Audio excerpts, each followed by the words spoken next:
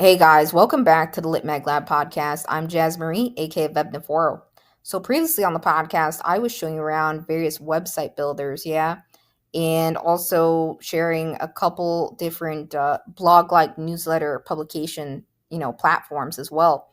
And something I just want to note before we get going here on this episode is, with WordPress, some of the other website builders I mentioned in that past episode is that, again, they do have, some, you could say, plugins or apps or tools to integrate with your site to facilitate print subscriptions or paywall content.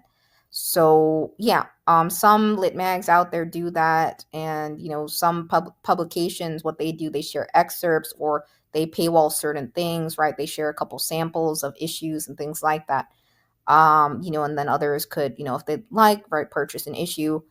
Some, presses or, lit magazine journals just use like a Substack or, for mailing list newsletter and share releases and things like that. Then you have a website where, others can order, and things like that. Maybe it's through, WordPress, Squarespace, or some of the other ones I shared, right, Wix and so forth, right? So I want to take the time to, on that episode and listen back to it and watch again the video out on YouTube or Spotify or elsewhere if you'd like. This is another video share episode. And one thing I didn't do, I didn't share a lot of press websites thus far. I've shared quite a few Lit Magazine Journal, site pages, even in that past one. On to date, on this podcast, I've covered, I think, Fine Print Press and also Pork Belly Press, right? And Pork Belly Press, by the way, again, just a reminder, they do hand-bound chapbooks at Pork Belly Press, which is very cool again.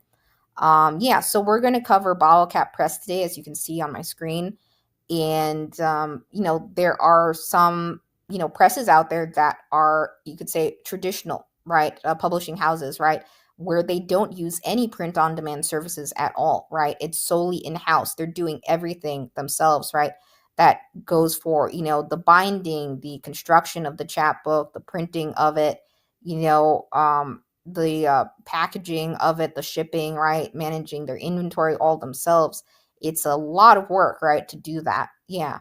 So yeah, towards the end of this podcast, I will of course discuss some things and, just some thoughts, and maybe even cover, there are of course reviews on, presses and lit magazine journals out there from time to time.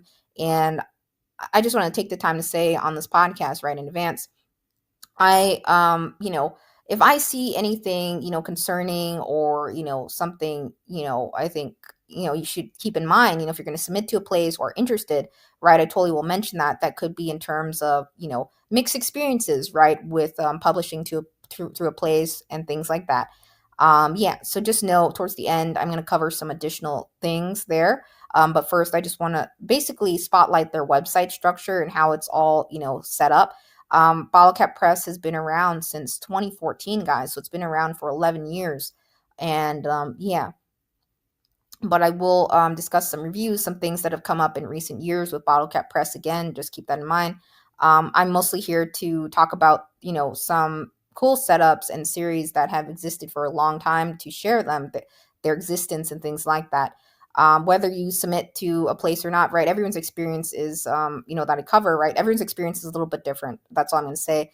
And yeah, so let's get going here. So as you can see here, this is Bottlecap Press's website. And if we scroll down, they have their merch shop plugged in here. And yeah, you can see the cover art. I always love seeing the titles of chapbook collections. They're very cool. It's awesome, the different focuses of chapbooks again and poetry collections overall. Very, very cool. So if we scroll all the way down here, you may or may not be able to see this on my screen, but it says powered by Shopify at the bottom.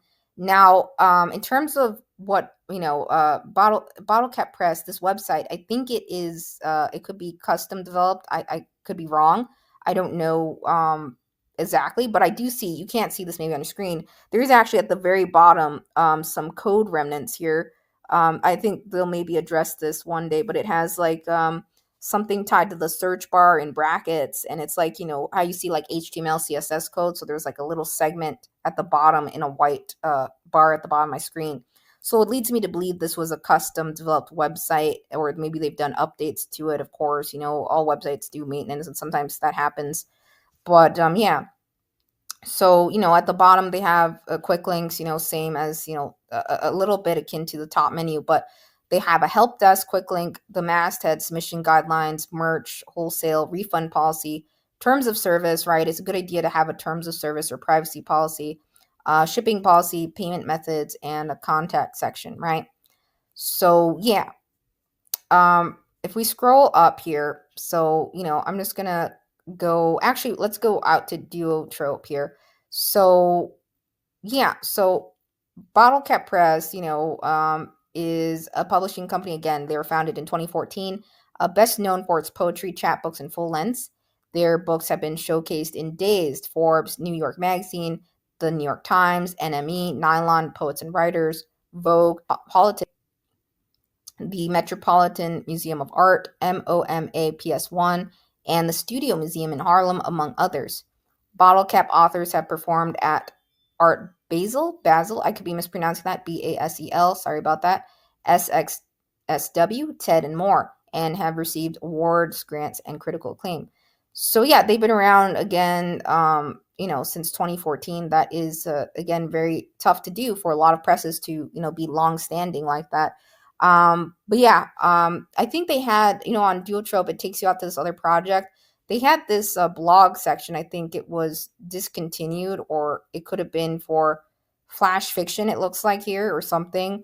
I don't think they do this anymore, but you can see this is how I think their website used to look. I could be wrong, or that blog that they used to run at Bottlecap Press. So yeah, I'm not sure why that was maybe discontinued. I've never seen what it looks like, but that's a screenshot, Duotrope had of what it looked like back then. You can see on the screen here on the right. Yeah. So yeah. Let's head over to Chill Subs here. So there's nothing here really on their Chill Subs page thus far. I think this listing has just, been live on Chill Subs recently. But you can see under the read section, right, a lot of poets, right, 32, right, have plugged in their Bottlecap Press chapbooks or publication, right? Very cool to see that, right? So yeah, they've published a lot of writers for sure, and yeah. So let's take a tour of their website, right? They have a search here. So I like seeing, I like seeing presses or lit magazine journals have a search of some kind. You can see it tells you new here that popped up. It's a very clean design, I'd say. This might have been custom developed. I'm not sure, or the design of Bottlecap Press's website. So not everyone uses a WordPress builder or a standard template or anything like that. Some totally have, a custom developed website too, and then they have maybe Shopify integrations like this or something. So you can see it says in stock, right, and new, right. So that's very cool, right? It tells you the title here, the stock, some that are new, right, as you are clicking into the search, right. So that's nice. In the upper right, the masthead here. So Bottlecap Press was founded by Craig Mullins. Yeah, it says he's been editing poetry since 2014, as long as Bottlecap Press has since he started it. He studied journalism at the University of Missouri and filmmaking at the School of Visual Arts in New York City. And it says here he makes music on the stage named Glass Cleaner. Yeah, so there is before I take you around more of the site here. There's actually an interview out there with Craig Mullins on Bottlecap Press and how he started it. And it dates back to, I think that interview was March 15th in 2016. So about 2 years after it was founded. And I like reading interviews. I highly recommend you read interviews with founding editors if they exist out there. You could typically type interview and the name of the Lit Mag Journal Press to see if any exist. Duotrope sometimes links out interviews that exist too, or even Chill Subs does interviews with editors, and yeah. So from time to time you come across that online or various blogs or podcasts even with editors, founding members of Lit Mag Journals and Presses. and they provide a lot of great insight into maybe what they're looking for, the operations behind it, how the name was even founded. It is very cool here. So I'm quoting this again off of the fanzine.com, the Uncapping the Press, article on Bottlecap Press that was by, I think, Carolyn DiCarlo. So just quoting this again. So there were questions here about, hey, where did, who runs it? How did Bottlecap Press get its name? It's very interesting. So back, I'm quoting this here, just summarizing it. It says back here, Craig states, he was in Alaska, working on a poetry collection, and there was this park bench, and Craig was using it as a writing desk, and then afterwards, right, he Craig noticed that he left a bottle cap on it, and it had text on the underside, and it said something along the lines of great going, and then inspired a poem even, right? So you can see on my screen, and it goes in here, right? At the time he had created Bottlecap Press, right? He had like $1,000 left in his bank account. He spent his last $500 on a printer and paper, and he started printing out some of his own books. And and then so then eventually he ended up having eventually Craig got a friend involved in Bottlecap Press, right? It looks like, to you know uh, get going on it and stuff, right? He says Bottlecap Press is a full-time gig, but back then, he also had part-time side job, writing subtitles for videos, etc. And um so and then it goes into how selections are made a little bit and things like that. And they don't have a submission management system to date. It's all done through via email, right? And I think it's interesting. So this was a question I had too, um in terms of cover art and illustrations. So so it looks like the cover art, and illustrations are by different artists, right? They It looks like Craig mentions one of his friends back then, Brendan Kolk. I apologize for mispronouncing names. Also helped, with the majority of the layouts in house and the cover design, and and the illustrations. So these covers are very cool and unique, I'd say, for sure. It's not easy to establish cover art for a series and things like that. So I think Bottlecap Press definitely has a very distinct and unique style to their chapbook series. Absolutely.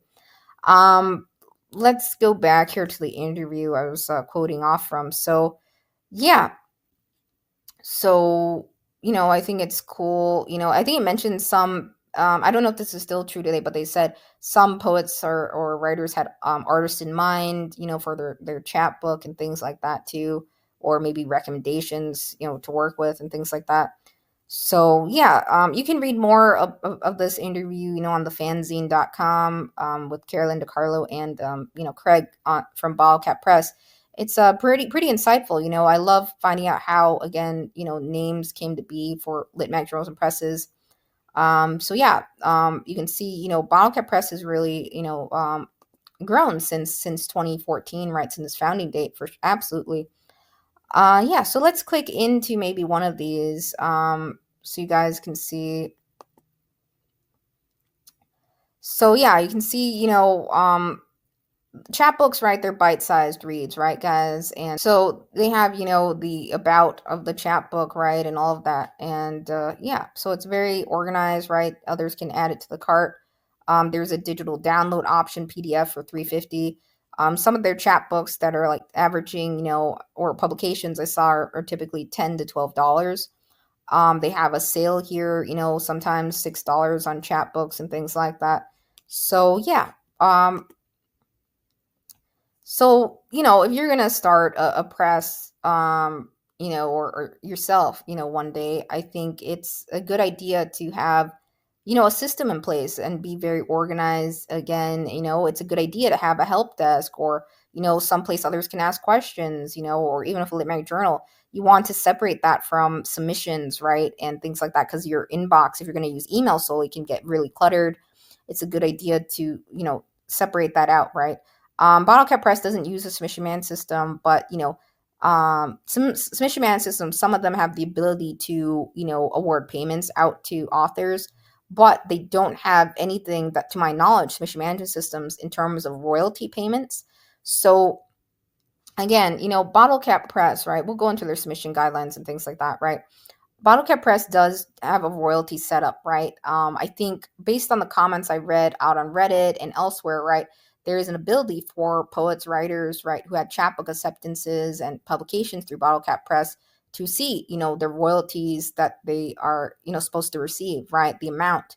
I think they create an account or something. There's a portal of some kind where they're able to see that, right, the sale amount or royalties from the sales that they're supposed to receive. Yeah.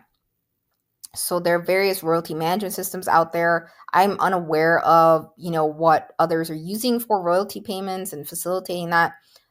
It is very tough to do so. Royalty payments. A lot of publishing houses struggle with royalty payments. The larger their series or publishing house becomes, and some presses even face closure over missed payments or lawsuits. So you want to be very careful. What some small presses do, and I've shared on this podcast even, right. Offer in the form of payment, right? 5 copies, 3 copies, or 10 or 20, right? Instead of royalties. Or some places, some publishing houses give a one-time advance, right, or a payment, and that's it, right? And then maybe provide some copies too, or a set amount for each author. Or some chapbook contest award a one-time cash amount, and things like that instead of royalties. Royalty payments are really hard to manage. Absolutely, it is very challenging for sure. I don't have experience with that, but I just know after through research and online. Even if you look up, presses that got shut down, it was sometimes over missed royalty payments, or they got sued. So you have to be careful, with the structure of your lit mag journal press. Even if you're just awarding, cash amounts, you want to, follow through with that. You want to stay on top of that. Maybe you need a staff in place. It's hard to do everything solo, but it's possible. You just want to make sure you have a good system in place. And yeah, I think if you're ever dealing with 50, 100 or several chapbooks, or tons of them, and authors, you may want to set up a team, maybe involve friends, family, even to pitch in, right? To or facilitate a staff of some kind to really keep things organized.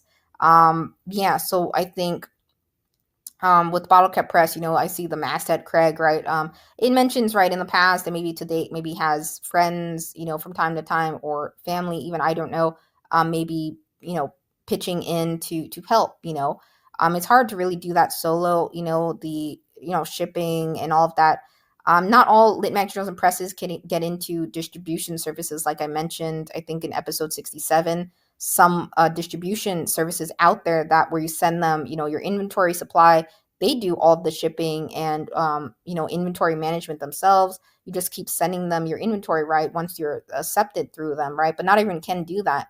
So a lot of presses end up, or lit mag journals end up going solo, doing all of that themselves, or using some sort of inventory or management software or tracking, organization system, to keep on top of that. But it's very challenging, right? So it's nice if you're able to get, partner with a distribution service out there like Asterism Books, or some of the other ones I covered, even drop shipping places, right?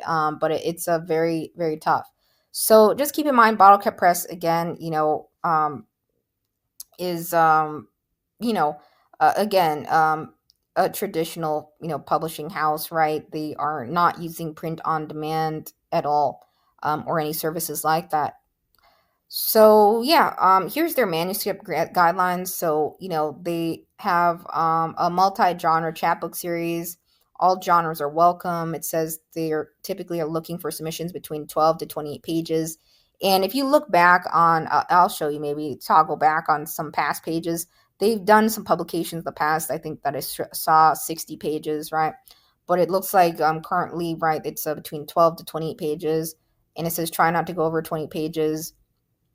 Bottle Cap is a place for your smallest projects, right? Again, chapbooks are very bite sized, and from time to time, I myself have seen a lot of poets, get disqualified from chapbook contests and things like that, simply because they go way over the page, in limit in the guidelines, or the requirements. I've seen some poets submit things, and reading teams see 80 pages or 100 plus pages, right? So the chapbook's supposed to be bite-sized, micro chapbooks even, right? Bite-sized reads.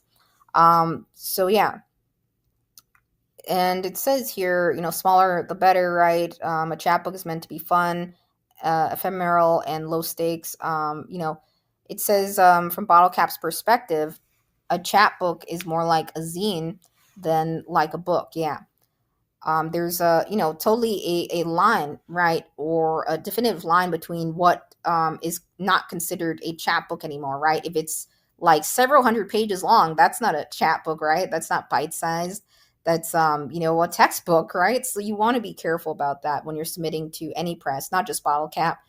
Yeah, it says, Bottle Cap is not built for speed. It says they are a traditional publishing house, not a print on demand service. Again, right? I mentioned that.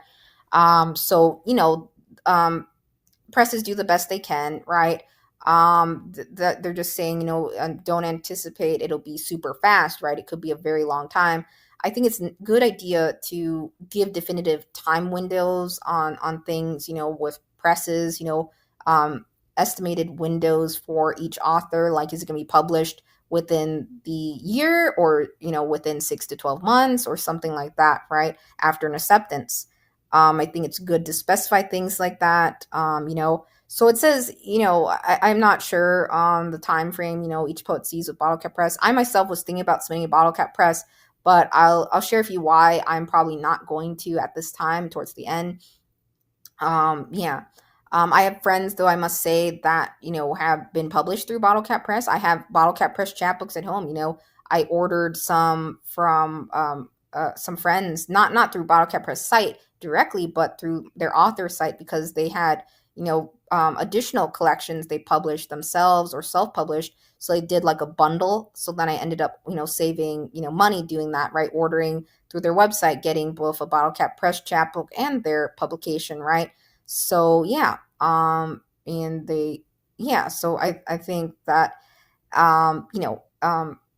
it's if your friend, some if you have a friend that's published, let's say through a press or lit mag journal, sometimes they'll order additional copies to give out their friends and family, or sell through their own author website, right? Totally. Or I've seen what some poets do, even on Etsy. They're reselling their chapbooks and stuff like that. Totally, the additional copies, right? Yeah, so it looks like, again, all submissions are sent, via a Word doc to their email address, only one submission at a time. You include submission in the subject line, right? It doesn't look like they do concealed reads or anything like that. I don't think it mentions anything about, um, that. So it says you can include your bio in your submission, so it's not, concealed or anything like that. They don't consider any AI generated writing or art. It says, they don't consider, of course, anything that's violent in nature, that has hatred, excessive swearing. They do like nature, animals, relationships, culture, including pop culture, feelings, identity, experimental lit. Yeah. So you have to be 18 years or older to submit. They don't consider submissions from anyone, under 18, yeah, even with parents' permission, they don't. So yeah.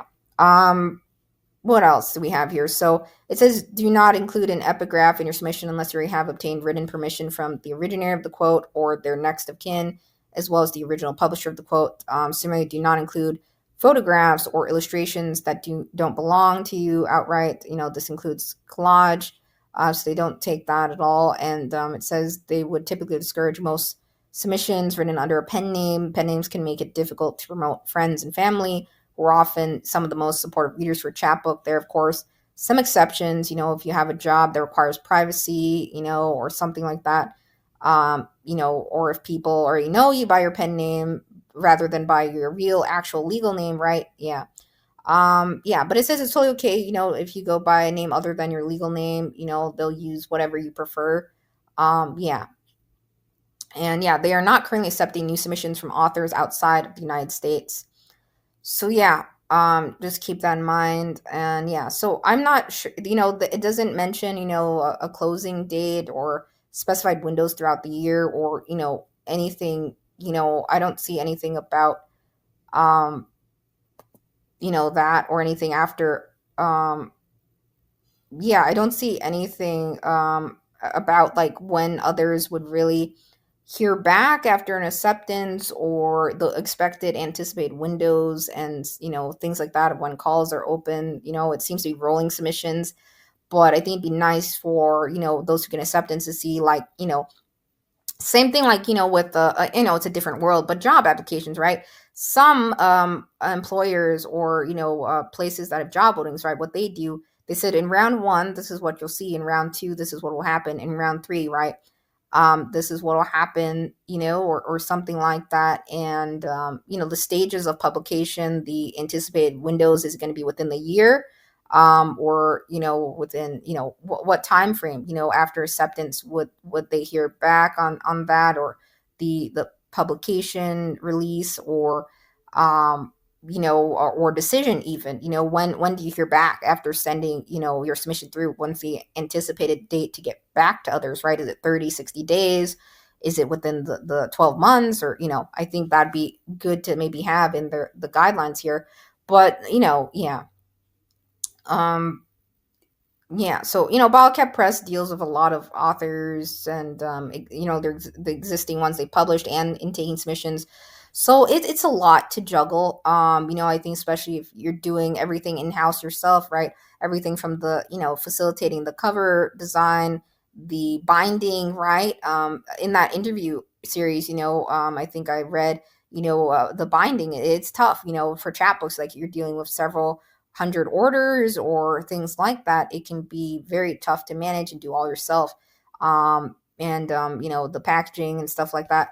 So let's look at this help desk system here. So I don't know what it takes you out to.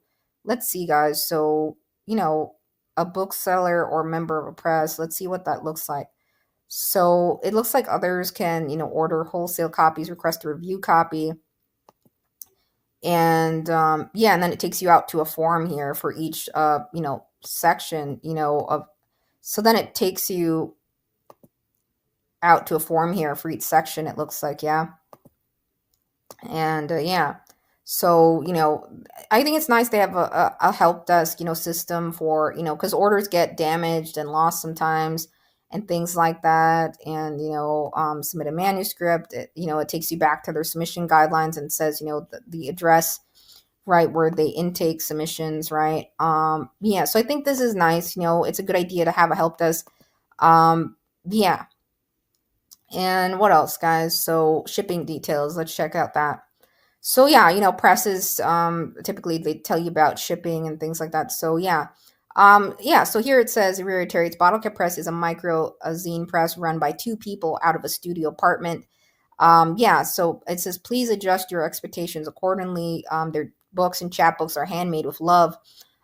They always promise, to do their best with their minimal resources. It's important to understand that printing is the most difficult and time-consuming part of that, and slow speed is part of the nature of small press publishing. Most orders, it does talk about order time frames here, but I think it'd be nice to see, as of 2025, I'm not seeing anything in terms of decision letters, when others will hear back, and what it looks like a little bit after getting an acceptance, right? What occurs after that? Is there a proofreading, or do they work with you? Is there editing? Is there you know um can revisions be made to titles, or word changes, or things like that, or some other things like that. But anyways, yeah, so it says most orders take a couple of weeks to ship, longer for large orders, and sometimes longer during busy times of the year. Orders are not considered late until they are at least 6 weeks old. So there are, again, they have a replace order page, and they don't provide tracking numbers on most orders. It says since they ship as regular mail, and Bottlecap Press no longer ships outside the US and Canada due to the cost of international shipping. Digital copies of books and chapbooks are available worldwide. So that's really nice, guys. I think in the sense that they offer, digital copies, it is understandable that it's expensive, for international shipping, no doubt. I've seen, some crazy high, shipping costs for, like Singapore and other places, with, shipping costs and things like that. Right. So, what some small presses do, is that they, again, offer in the form of payment like a 3 to 5 copies instead of royalty payments and things like that. It's hard, so if you're not able to facilitate, with your Lit Mag Journal Press international orders, you could of course offer a digital copy of some kind, totally. It is no doubt challenging to really juggle, this, and every Lit Mag Journal Press structure is a little bit different. Some have an extensive, massive staff behind them. Some are solo. Some have a couple volunteers pitching in, and some, have a paid staff. Some don't. So it's really tricky. So they said orders are not considered late until they're at least 6 weeks old. I was I'll cover some of the other sections. We'll come back to their site, but if you go out on Reddit, if you go out onto the Better Business Bureau, right, in recent years, and this was what I was talking about at the beginning of the podcast. So in recent years, there have been some, reviews of Bottlecap Press, or rather feedback and comments on forums and things like that. Out on Reddit here, right? So I'm just searching Bottlecap Press. Even if you do a search for this, it comes up. Reddit Bottlecap Press, right? There are, threads here that have been, within the last, again, 2-3 years, or even the last 12 months. Others, got an acceptance. They didn't hear back. It's been a couple months. There have been others saying mixed reviews, right? In the sense that, they were absolutely, they received great communication, right? But they just had to be patient, right? And they got their orders, they got their, chapbooks in the mail, and the orders were received. However, there have been others stating they never received orders, they never received royalties. It's been, several months. It's been nearly a year, and they haven't seen the royalties that they're owed, right? They're able to see it in the dashboard or their account portal, whatever Bottlecap Press is using, but they're not seeing the, they're not seeing it received at all. They didn't get it from Bottlecap Press. And of course, this was concerning to me. I was thinking about, I haven't myself personally have any acceptance through a press or any publisher, myself. Just because you run a lit mag or journal yourself or anything like that doesn't mean you can't submit to places yourself. Totally. So I was considering, submitting a Bottlecap Press because, I've had friends, submit through them and, get their chapbooks and everything, and it looked pretty cool. But as I was searching online, right, there were various comments concerning about, the royalty payments and a lack of communication. Some absolutely did see a lot of communication again, but then it dropped off after, their chapbook was up, available for sale and everything and completed, or some, never got their royalties, and, or they ended up, some presses, have to terminate contracts because of things like that, right? If they have, a backlog, right? Let's say a backlog and they haven't caught up to, past orders or past acceptances, it can be hard to, so you have to really pay mind to, even with lit mag journals presses, right? You have to pay mind to, knowing what I think is important, right? If you're ever, and there's some Bottlecap Press Better Business reviews on here. Again, 2 complaints closed in the last 12 months, 6 complaints, right? And most of them I think are tied to royalties and orders and, shipments not received and things like that. But it's hard, just the other day, with, a publication, right? I saw one that I had, out there got 1 star, right? So whenever you're dealing with publishing, the publishing world, you're going to be bound to receive, negative reviews, right? Or feedback. And, you're dealing with, others' hard-earned money, right? So of course it's going to be upsetting, if it's, ends up being 6, 7, 8, 9, 12 months and nothing's received.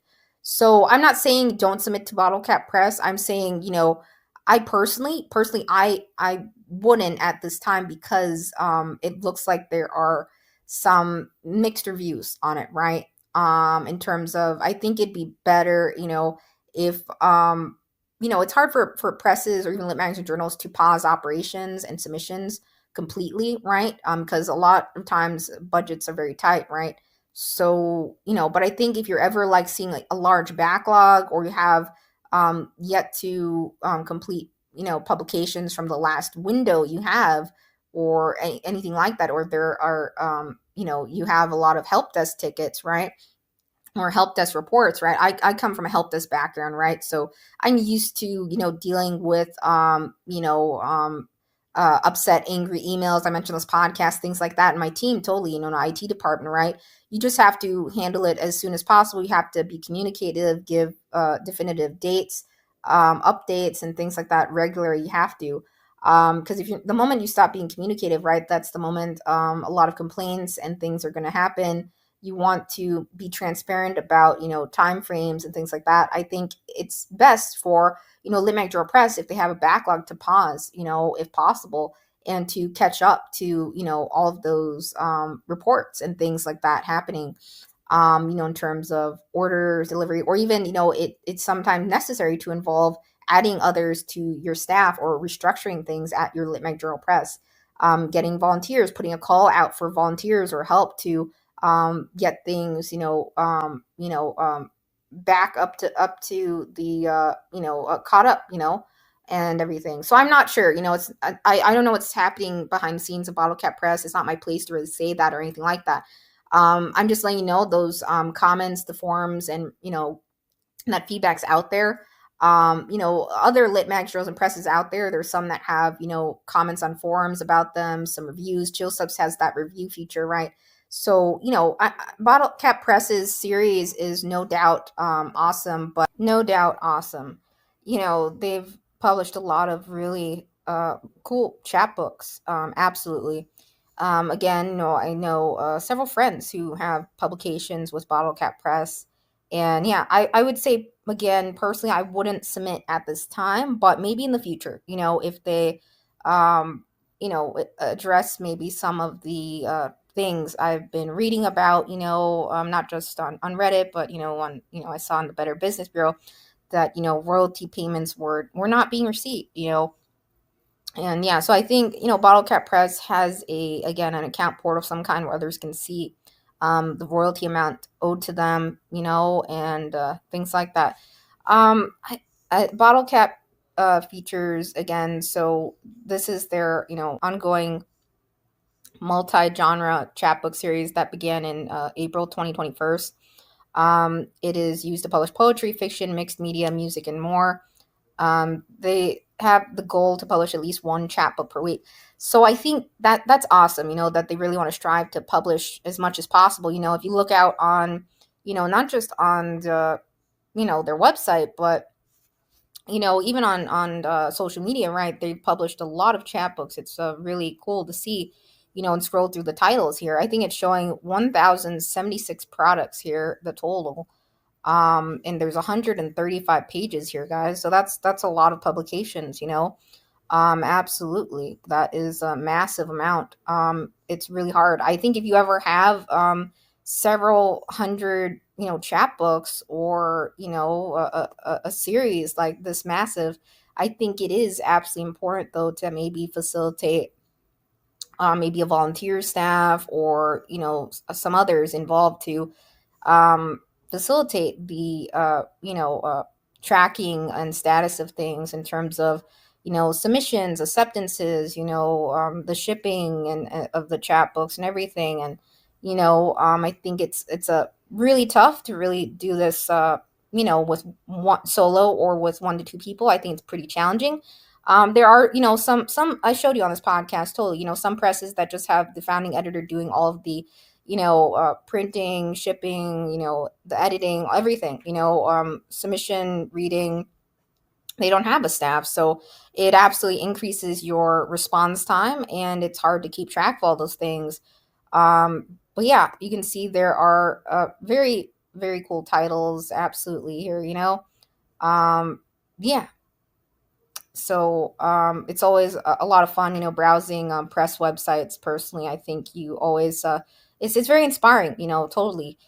So I do hope again, some of those things are addressed. One of the chapbooks I have at home, for example, is from a friend, Elise Hart, White Noise Crucible. This one, see, it's $10 here, and it's 36 pages. So yeah, I have a couple other ones, and yeah, so see here there are digital downloads available, right? So, I think, I saw in the past, I could be wrong, but there were some, I could be wrong again. Uh, there were maybe some Bottlecap Press publications way back on Amazon or elsewhere. I don't know. I could be wrong though. So I don't know if that is accurate or not. But yeah, so I think it's a good idea, for if you're going to start a lit mag journal press again, to do digitization of some kind, whether that be offered as a PDF on your site. I think it's also a good idea to it may be tough to do this for royalties, to authors, or things like that, if you start involving other platforms and systems, right? For like ebook distribution or off to libraries and stuff. Or maybe you could have the author sign off on in the terms, right, to have it available elsewhere, for libraries accessible or other ebook marketplaces.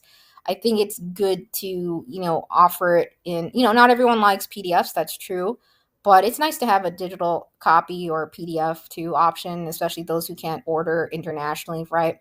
Through Bottlecap Press at this time, as of I'm doing this September 2025, right?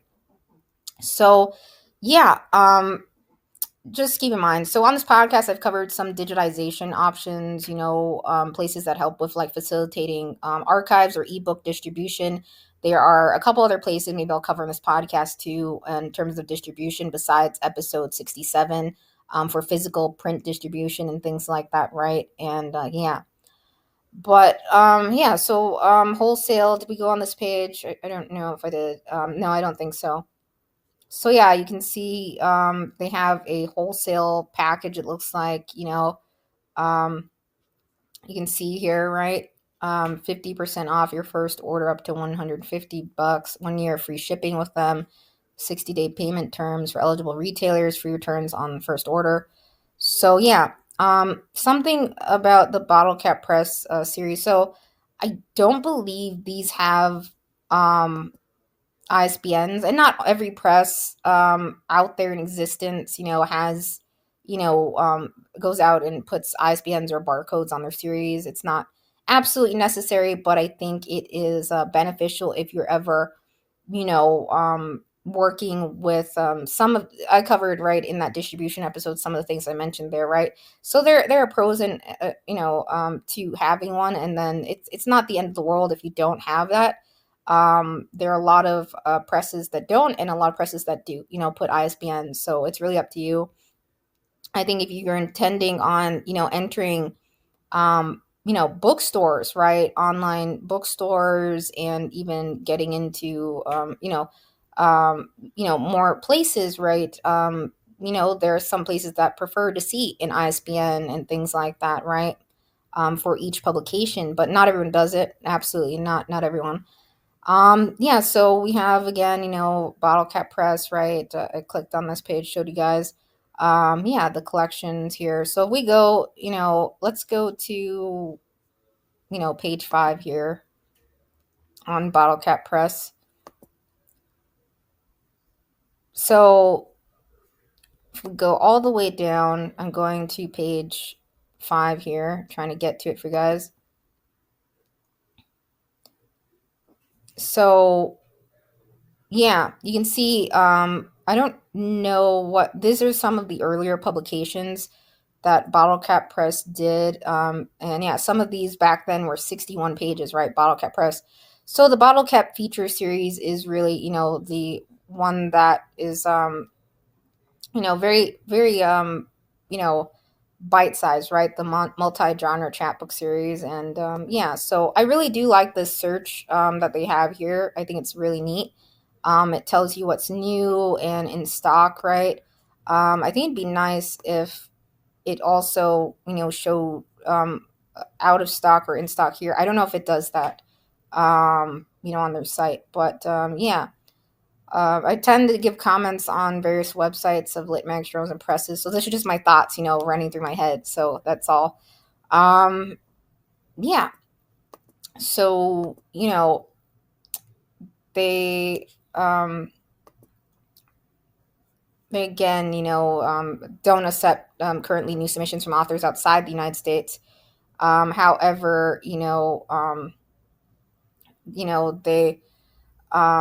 also Bottlecap Press no longer ships outside the U.S. and Canada, right, because of cost of air shipping. So, yeah. So just things to take in consideration. If you're going to start your own lit mag journal press, I just wanted to use Bottlecap Press as an example.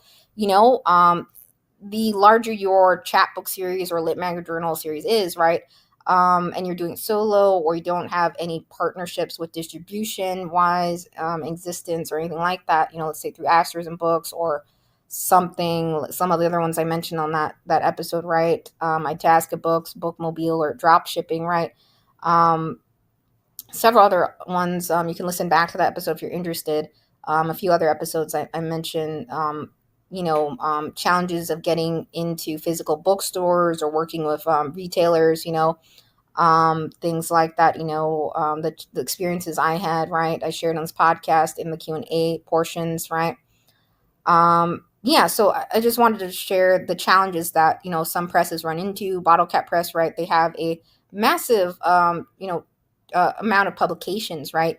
And as you can see, if you do searching online, right, Reddit, right, there are comments here, right? It looks like there's a thread of 40 plus comments, and um, one from a year ago, last updated, I think that 2-3 years ago, and then 8 months and 2 years ago. There's a thread here, or two, I should say. Not, I think that's a duplicate one, maybe, on here. Anyways, yeah. So yeah, that's all. So I was reading about various experiences. On Reddit you can find some things usually about some presses, lit magazine journals. Not always. But yeah, I hope they do address some of those things. In terms of the orders and the consistency of that and the royalty payments. Because I think again they have a very stellar series, but it's very hard. Again, when you have a series this large to really juggle all of that again. It's a prime example again of some of the obstacles we may have running things to take into consideration. The are you going to do all the printing yourselves? Are you going to do everything in house? From the binding, the cover design, and everything. It's possible, totally possible. I've shared on this podcast other presses, and there are lit magazine journals that do all of that right themselves. Right, it is challenging but possible. Are you going to have a volunteer staff? Are you going to do the shipping yourself? Are you going to do the shipping yourself and all of that, right? It's a really, really tricky. So yeah, totally check out Bottlecap Press's site, chapbook series. If you maybe don't feel comfortable ordering physical copies, or maybe they always have the digital option PDFs, right? So it's they give options, but at this time I personally wouldn't feel comfortable submitting to them just because of things I've seen thus far, but myself. But again, I have a lot of friends who have had work published through here. Just scrolling through, I recognize some names again. So just keep that in mind. Yeah, and poets in the community who I know. So everyone's had mixed experiences. Founding editors of lit mag journals and presses, they do the best they can. But I think if you're ever running into something where it's several months long or year and someone hasn't received something and things like that, that is obviously going to be very heartbreaking, right, to the poet or author who had the acceptance, and even those who are doing orders, right, of it. And yeah, I think it's a good idea to address those make sure there's no backlog of issues or a large amount, before publishing more and more and more, because it can be hard to, catch up to those, right? All of those, yeah. So yeah, it's really nice that they have a help desk system again, but others have said that they haven't received responses. Some have, but then they never heard back after a reply and things like that. So a mixed reviews here. Nevertheless, again, yeah. So I hope Bottlecap Press, you know, uh, maybe addresses that a little bit further in the future here. Again, because they have a lot of great work, on their site, published to date, Chapbook wise to date, and the series. It's really cool to see. It's fun to browse through these. All of the covers. Just an example of a layout. Some presses have a checkout section like this, and the titles laid out. Some have, I showed you. You should check out the Pork Belly Press episode. I don't think they had a search that I can recall, so I really like the Bottlecap Press as a search. And I showed you Fine Print Press, which has newspaper issues, right? That's a literary arts, right, press, and very cool. So yeah, it's no doubt, again, very tough to create a press and to grow it, to sustain it.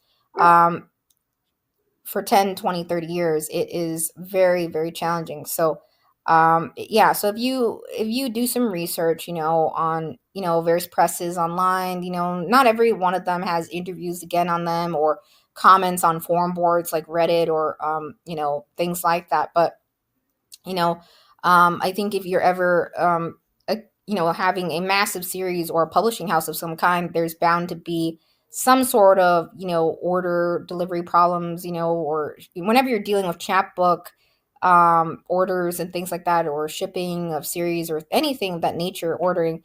There are times, right, orders won't always be shipped out in time. Orders can get lost in the mail. So it's a good idea to have some sort of help desk, or a contact, right, place. Absolutely. And yeah, so again, I'm not saying Bottle Cap Press isn't awesome or anything like that. I'm saying that there's just, again, some concerning things in recent years that have come up, it looks like, in terms of the series.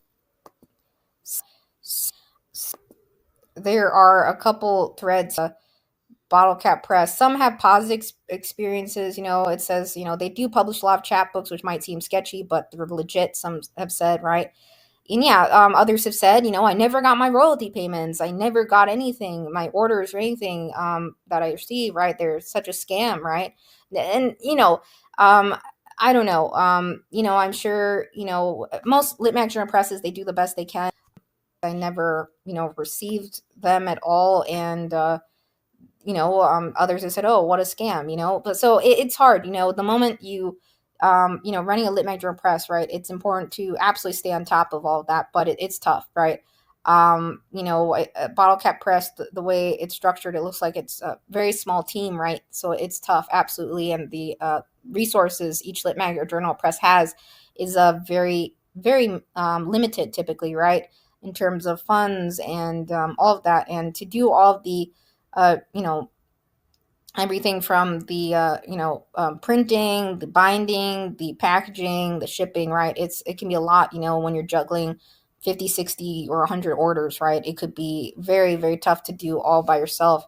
So I think it's important to, facilitate maybe a volunteer staff, hold open calls for that. If you ever run into that with your own lit mag journal press, or if you need to step back or take a break, right? It's a good idea to have maybe backup team members and things like that.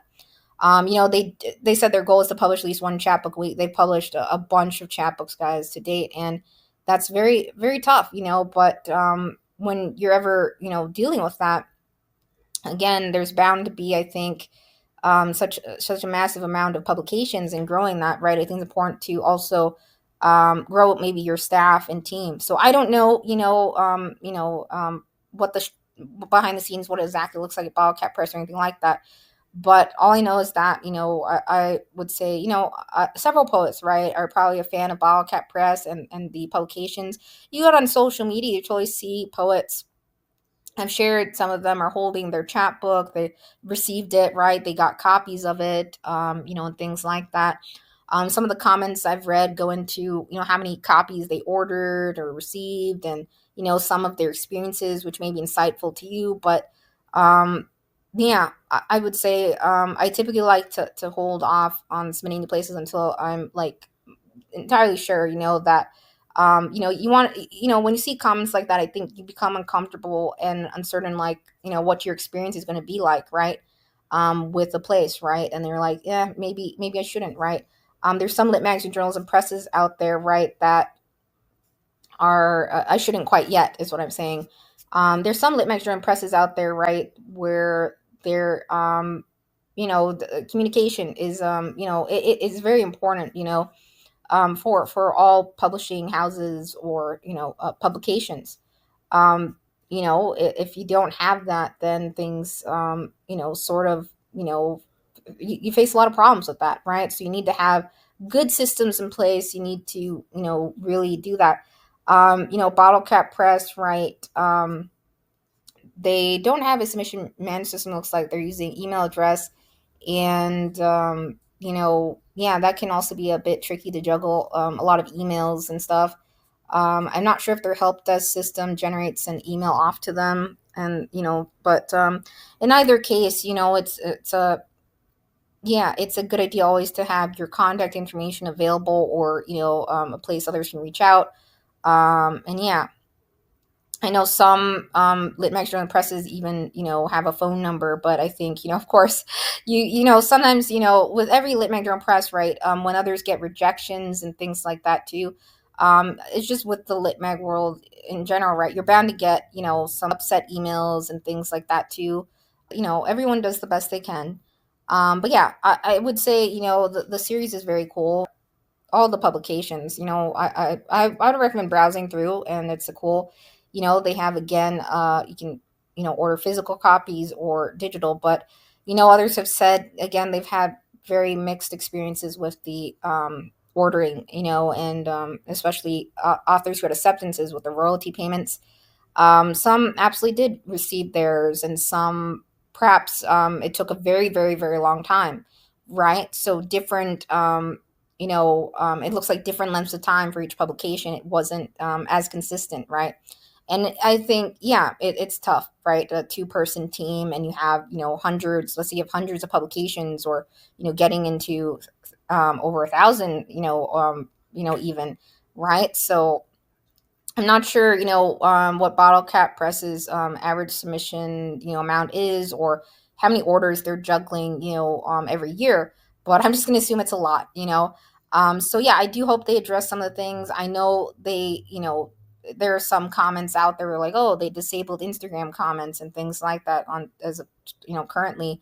Maybe other places there are commenting features enabled, right, on social media, but I think it's important, if you're ever behind again, to maybe pause and catch up to address a large amount of issues with ordering and royalty payments, or a backlog of things, or maybe do, again, a post out on channels, or something to a mailing list or newsletter where everyone could get updates and something like that. I don't see like a newsletter of any kind that Bottlecap Press has, or mailing list that I can see.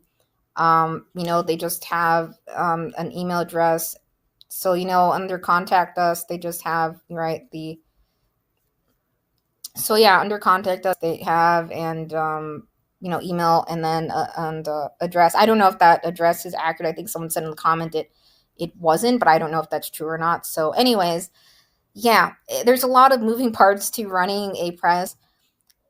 And no doubt, it's very tough running a publishing house, facilitating everything, and getting up and going and maintaining it long term. Again, so many moving parts to it. So I totally understand that. If you ever start a lit mag journal press, whether it's online, print, or both, or digital, right? There's going to be some challenges you have to overcome and face. There are going to be times you're overwhelmed. Maybe you have a lot of submissions, maybe several hundreds or thousands, or a bunch of orders if you're doing it all yourself, right? You don't have distribution partners if you're not using, like, a lot of places use POD, but there are, till today, a lot of traditional publishing houses in existence that really do everything in house, and that takes a lot of work, right?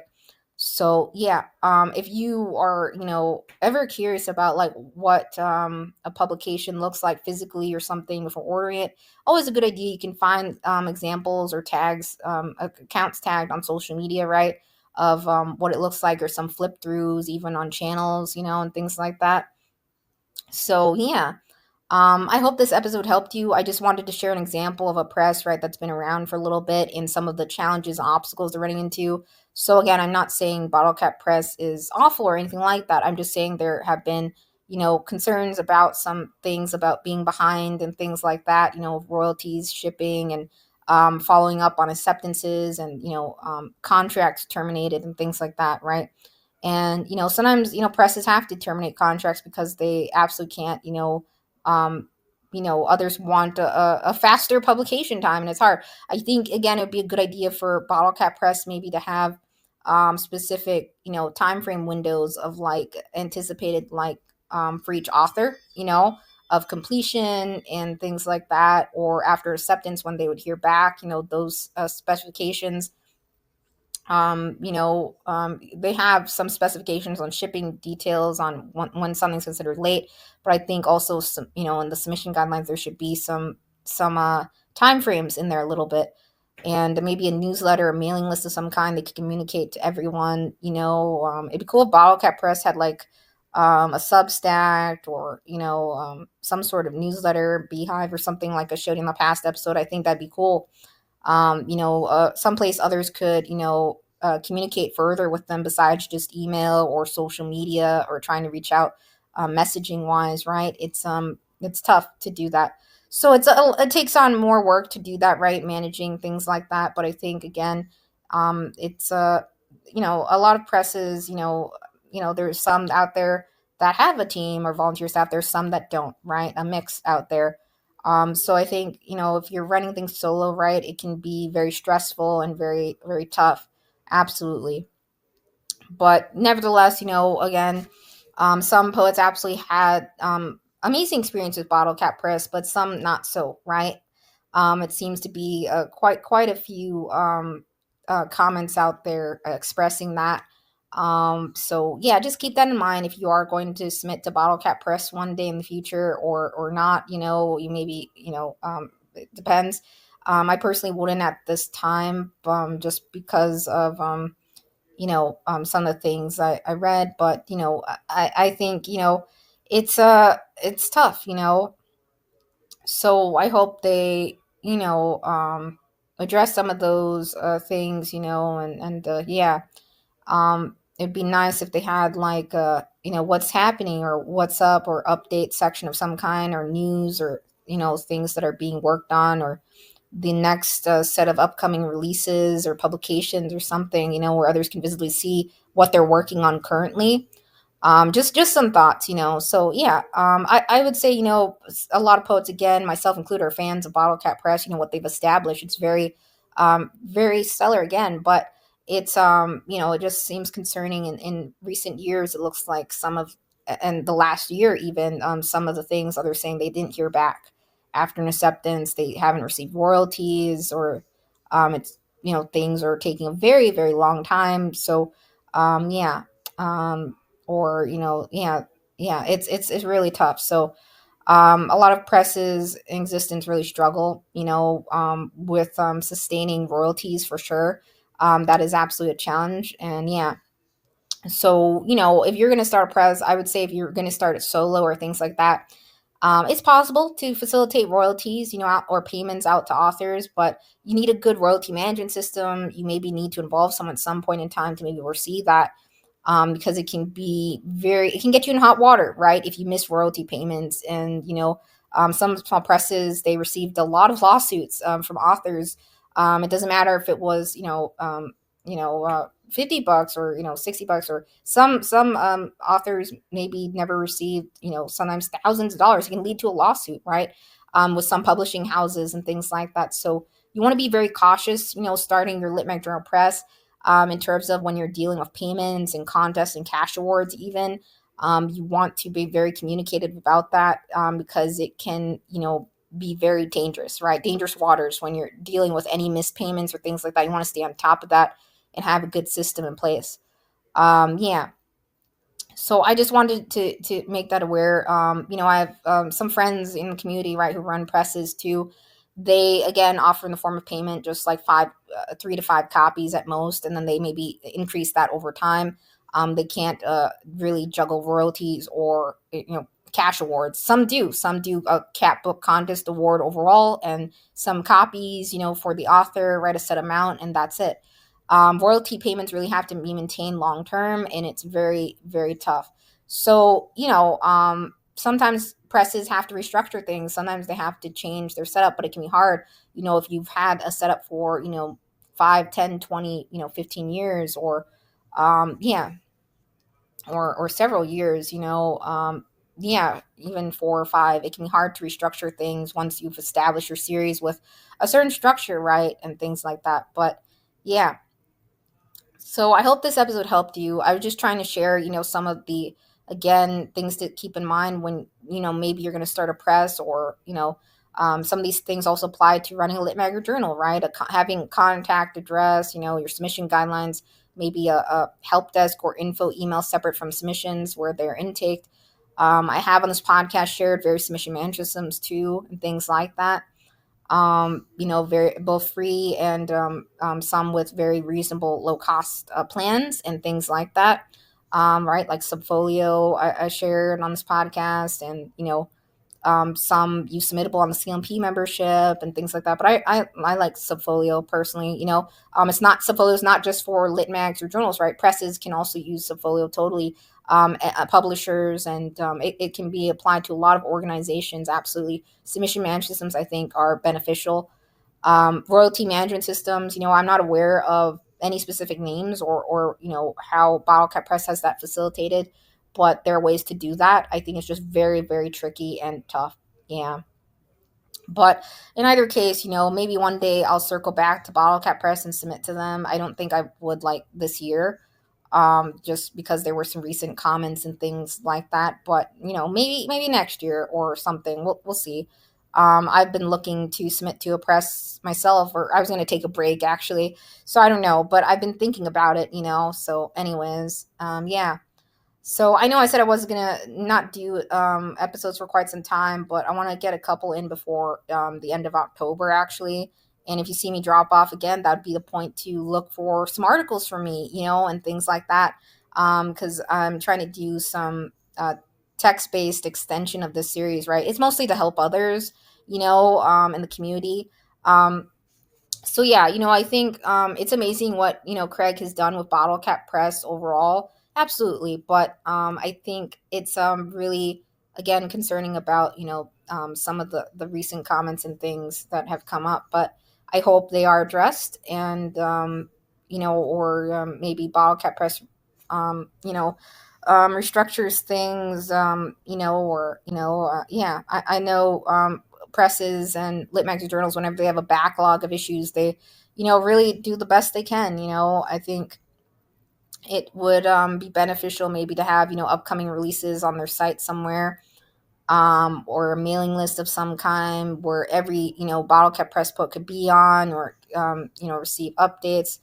Again, like a Substack or something, be or comment and things. Yeah, so or a place. Yeah, I think it's nice, and others can see what's ahead for the year, in terms of publications, what's being worked on, and again, the submission guidelines.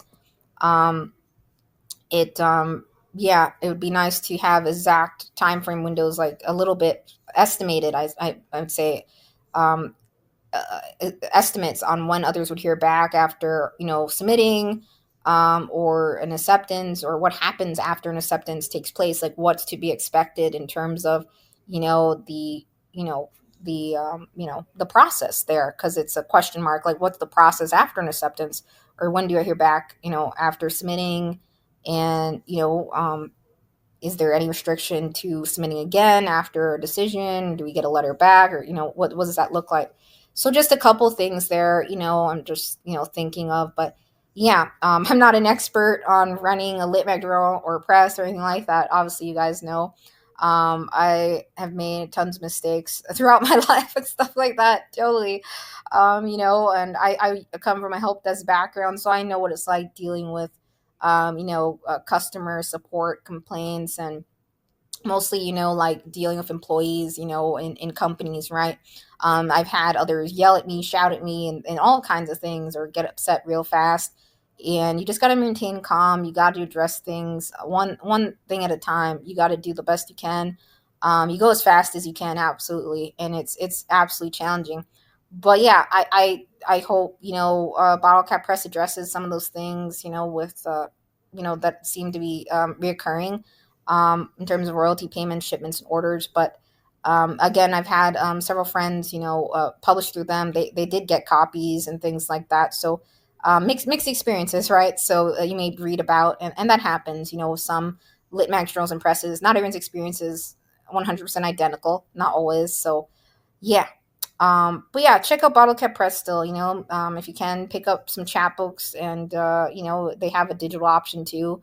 It looks like PDF downloads. And, if you're not sure what a chapbook looks like, or you want to start a press yourself, it's always a good idea to order a couple from different presses to try submitting to places to see what their structure is like. And yeah, same thing with a lit mag journal press, right? You don't know what the parts of a lit mag is, or the sections. Every lit mag journal is a little bit different, but I think, grabbing copies of them, ordering, and, checking out their websites, their guidelines, and, things like that can help you, starting your own, one day.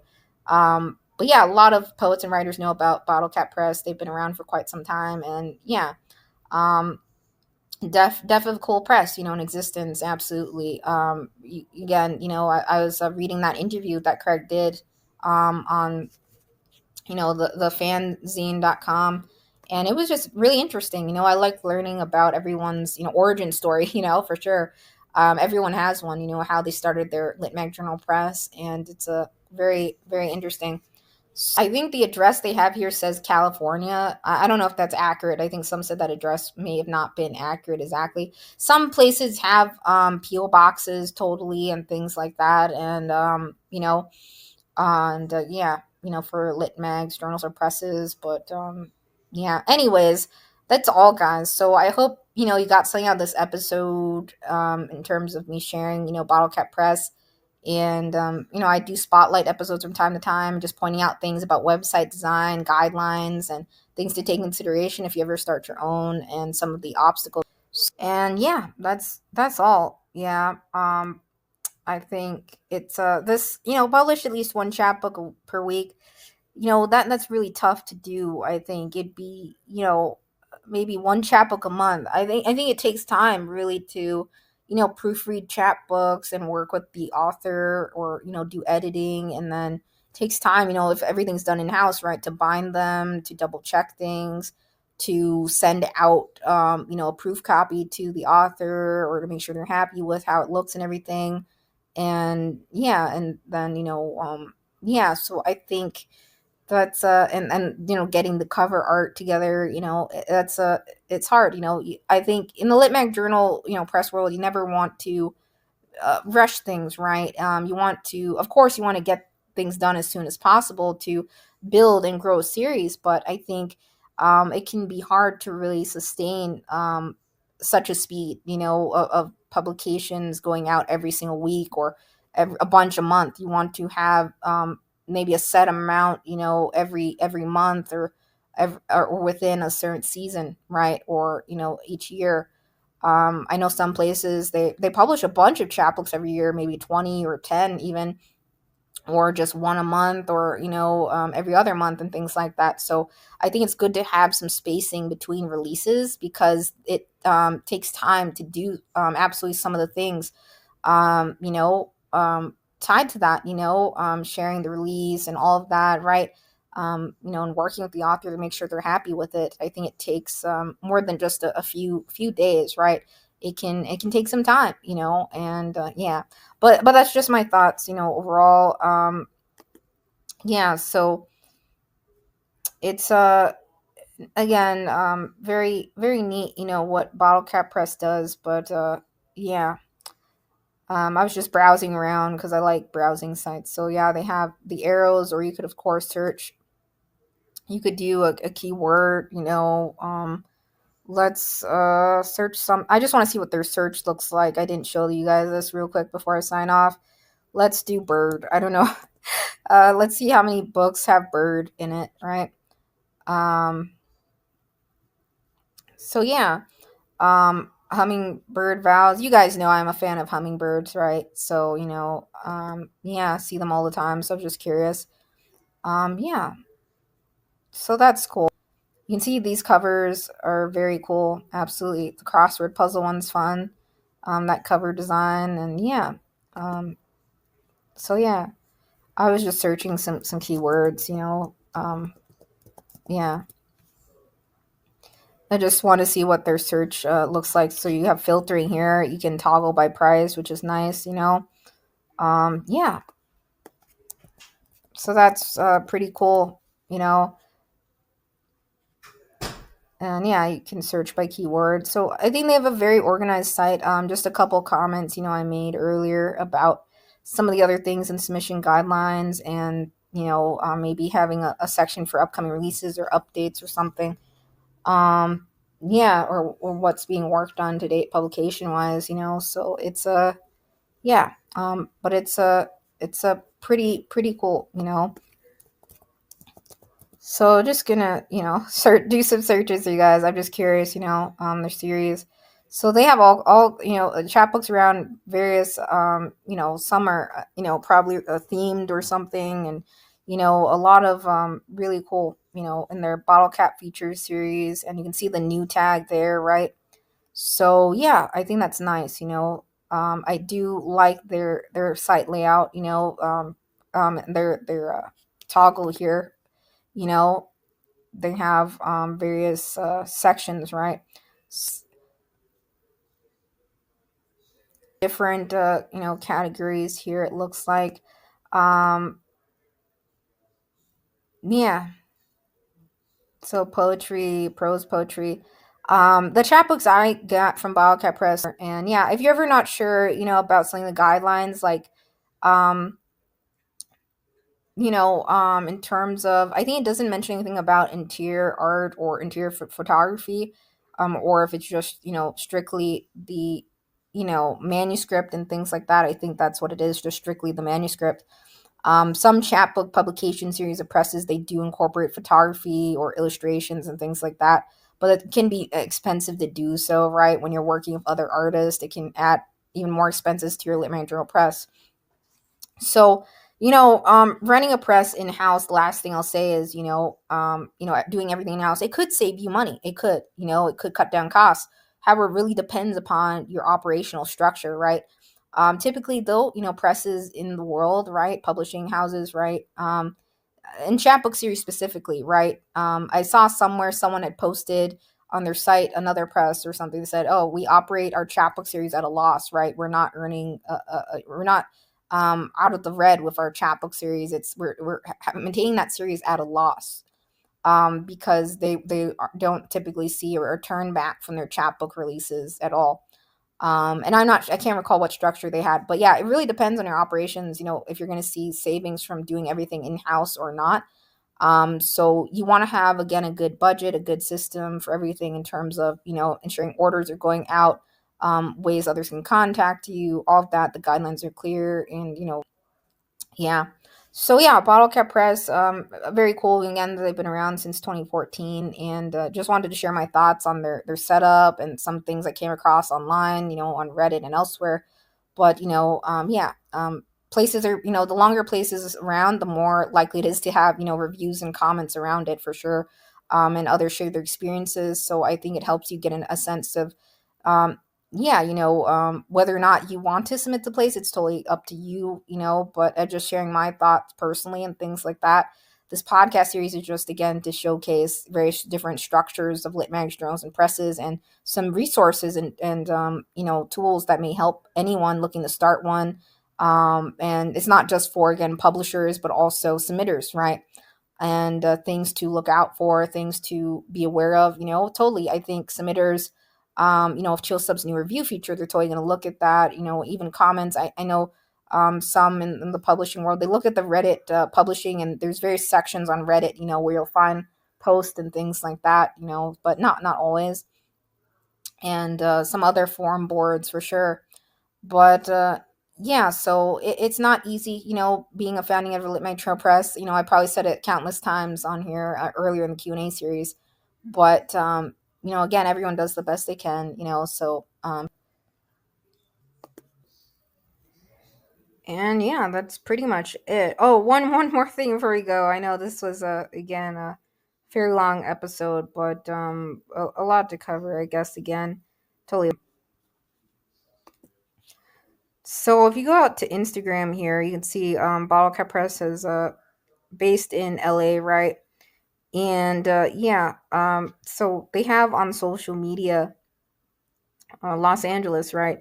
So they have on social media. This is an example. They post samples of poems from the Chapbook publications, and then typically when you swipe over that, it shows you the cover. Yeah, so they do that across their social media channels, and yeah, so yeah, I think they also have a Pinterest account, and a few other social media accounts. But yeah, it's hard to juggle multiple social media platforms, absolutely. But yeah, just wanted to share that. Every press sort of shares publications a little bit differently. I've seen some have authors do audio reads from their publications, and things like that. On various channels, too, and things like that. So, I think it's a lot of fun to read the samples too out there. And yeah, if you go in the tagging section on social media, typically you can see, or even do keyword searches, you probably see some examples of others' publications and releases and what that looks like. Not just Bottlecap Press, but other ones again. So yeah, that's Bottlecap Press. I just wanted to share it on this podcast because they're fairly well known. Again, they've been around a while, and I just want to share, some of the obstacles again that presses run into, in terms of like traditional ones or setups, right? With the shipping and delivery and juggling all that. It's hard. I totally am someone who likes, again, like bound things and things like that, but my whole left side's kaput, my whole everything. So no way I could facilitate something like that at this time. But yeah, it's a pretty, every Lit Mag Journal Press has a pretty cool style to it. I just have to say, I'm always really amazed by, the various structures and setups. So I just wanted to share my thoughts, some of the things I came across online, and from time to time I do that on presses. I'm by no means here to, put down any.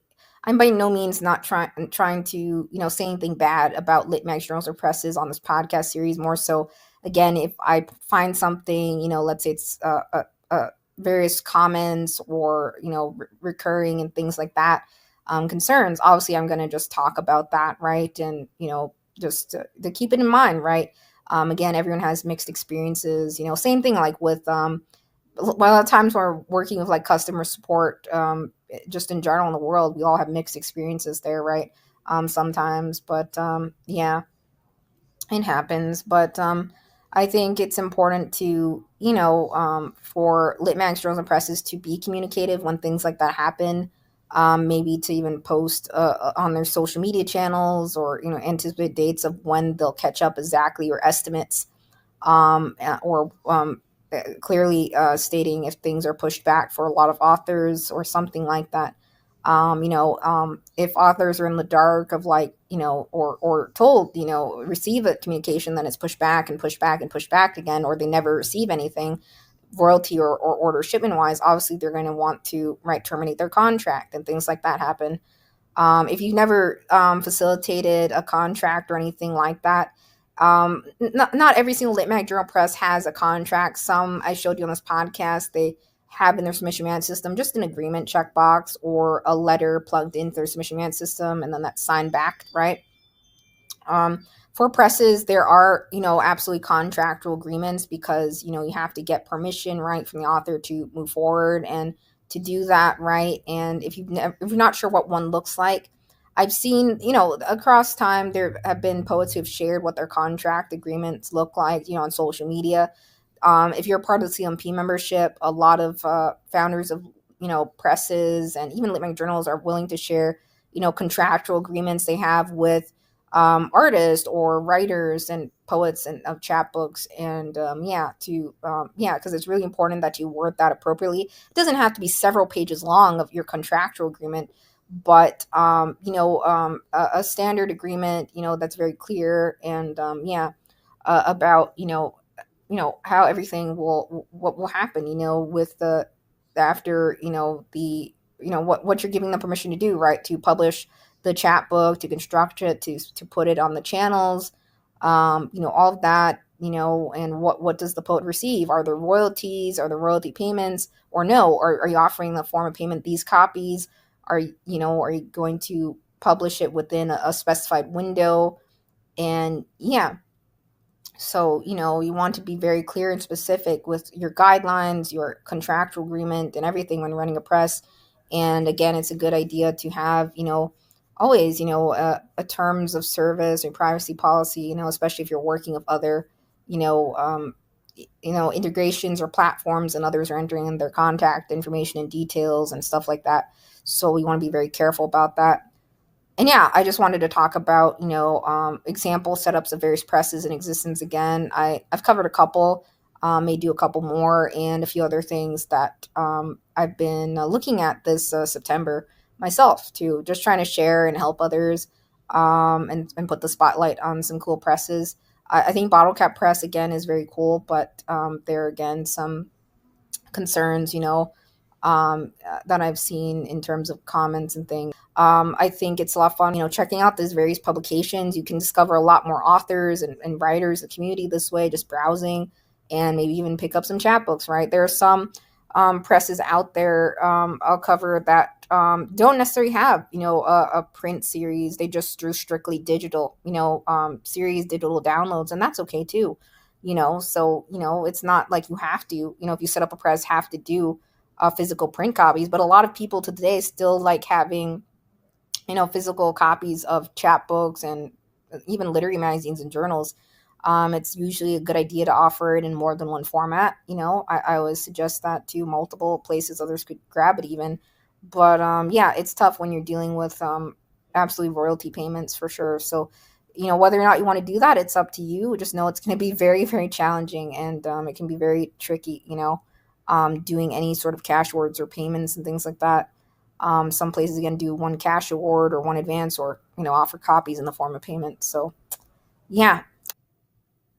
P.S. guys, so one more thing here. I know I say that a lot, but I scrolled to the bottom here again. So I didn't go on the refund policy page for you guys, but just showing you what they have as an example, right? So it says here, Bottlecap Press doesn't take returns, but they can refund or replace any item at any time.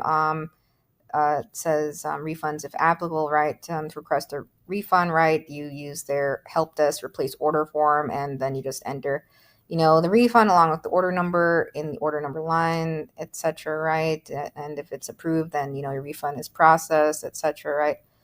Later missing refunds, right? If you haven't received a refund yet, it's, they explain here, right? But yeah, it's a good idea to have, you know, a refund policy of some kind. It says sales items if applicable, right? Regular price items may be refunded at the regular price. Unfortunately, sale items can only be refunded at the sale price.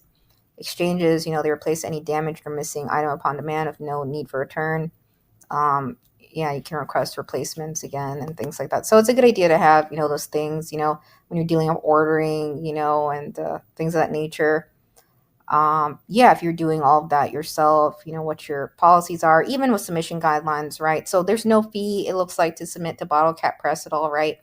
However, there are some presses and lit mag journals, out there even, right, that do have submission fees, right? And for chapbook contests, etc., things like that, where, fees typically are non-refundable and things like that, right? Yeah, so I just wanted to point that out. And yeah, so that's officially pretty much it. So yeah, I know I could go on about some of these lit mags, journals, and presses in existence, but yeah, I just wanted to give you a quick tour, or it wasn't quick, but I wanted to give you a tour of Bottlecap Press because, yeah, their chapbook series, Bottlecap features is pretty unique, I'd say.